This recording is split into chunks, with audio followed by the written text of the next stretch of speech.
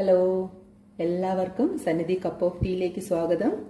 ഇന്ന് നമ്മൾ ഉണ്ടാക്കാൻ പോകുന്നത് ഒരു കുറുമയാണ്. തേങ്ങാപ്പാൽ വെച്ചിട്ട് പൂരി, ചപ്പാത്തി, അപ്പം ഇതിൻ്റെ കൂടെ വേണമെങ്കിലും കഴിക്കാം. അപ്പോൾ നമുക്ക് പെട്ടെന്ന് അതിൻ്റെ ഇൻഗ്രീഡിയൻസിലേക്ക് പോകാം. തേങ്ങാപ്പാലാണ്. ഒന്നാം പാലും രണ്ടാം പാലും. തേങ്ങ ഒരു വലിയ തേങ്ങയുടെ ഒരു മുറി തിരുമി 1 കപ്പ് വെള്ളം ഒഴിച്ചിട്ട് ഒന്നാം പാലെടുത്തു. ഒരു 3 കപ്പ് വെള്ളം ഒഴിച്ചിട്ട് രണ്ടാം പാലെടുത്തു. പിന്നെ ഉരുളക്കിഴങ്ങുണ്ട്, ക്യാരറ്റ് ഉണ്ട്, ചെറിയ ചെറിയ കഷ്ണങ്ങളായിട്ട് നുറുക്കി വെച്ചിരിക്കുകയാണ്. സവോളയുണ്ട്, ബീൻസ്, കുറച്ച് പനീർ എടുത്തിട്ടുണ്ട്, കുറച്ച് ഇഞ്ചി നുറുക്കി വെച്ചിട്ടുണ്ട്, പച്ചമുളക്, ഒരു 4 ഏലക്ക, കറിവേപ്പില,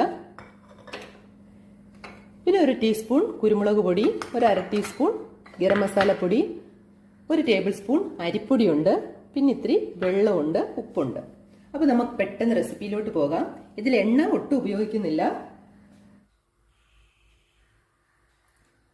അപ്പോൾ ഞാനിവിടെ ഒരു ചട്ടി വെച്ചിട്ടുണ്ട്.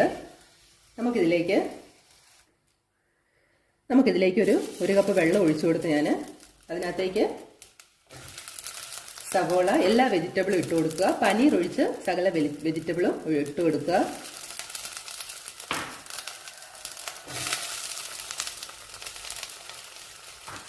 പാലൊഴിക്കുക.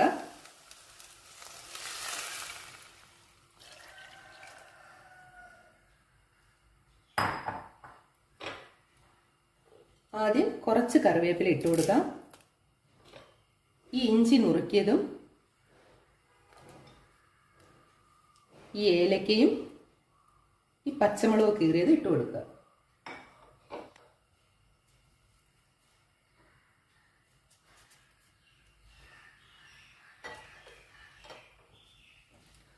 നമുക്ക് കുറച്ച് ഉപ്പും കൂടി ഇട്ട് ഇത് അടച്ചു വെച്ച് വേവിക്കാം.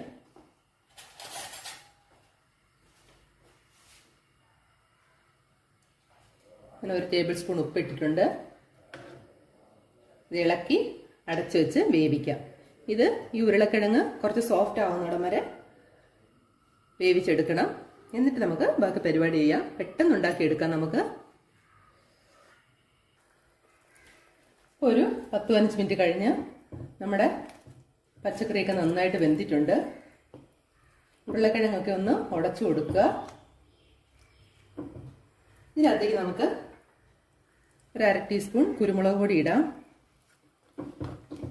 ഇതിനധികം എരിവില്ല. അപ്പൊ നമുക്ക് ഇതിനകത്തേക്ക് ഈ പനീർ ഇട്ട് കൊടുക്കാം.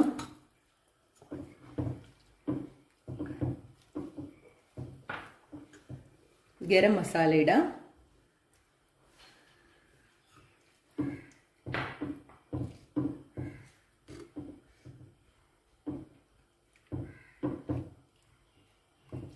ഇനി നമുക്ക് ഇട്ട് കൊടുക്കേണ്ടത് ഒരു ടേബിൾ സ്പൂൺ അരിപ്പൊടിയിൽ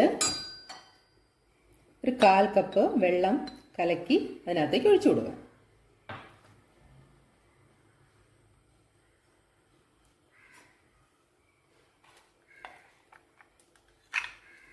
നന്നായിട്ട് കലക്കണം, ഇല്ലെങ്കിൽ പെട്ടെന്ന് കട്ട പിടിക്കും.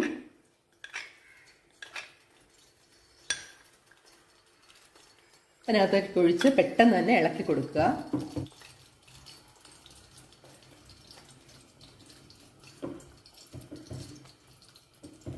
നമ്മൾ ഇതിനകത്തൊട്ട് എണ്ണ ഉപയോഗിച്ചിട്ടില്ല.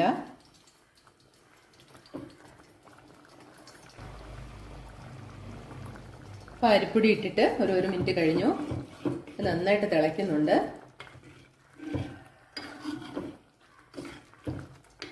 ഇനി നമുക്കിതിലേക്ക് ഈ ഒന്നാം പാൽ ഒഴിച്ചിട്ട് സ്റ്റൗ ഓഫ് ചെയ്യാം.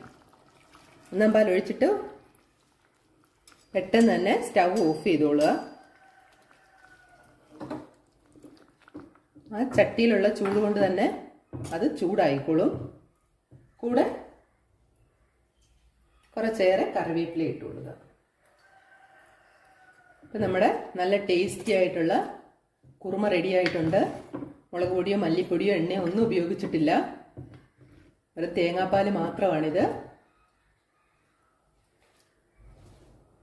അപ്പം നിങ്ങൾ ഇതൊന്ന് ട്രൈ ചെയ്ത് നോക്കുക. പെട്ടെന്ന് ഉണ്ടാക്കിയെടുക്കാം. പൂരിക്കോ ചപ്പാത്തിക്കോ ഏതായാലും കുഴപ്പമില്ല. വെളുത്തുള്ളിയൊന്നും ഉപയോഗിച്ചിട്ടില്ല. അപ്പം നിങ്ങൾക്ക് ഈ റെസിപ്പി ഇഷ്ടപ്പെട്ടാൽ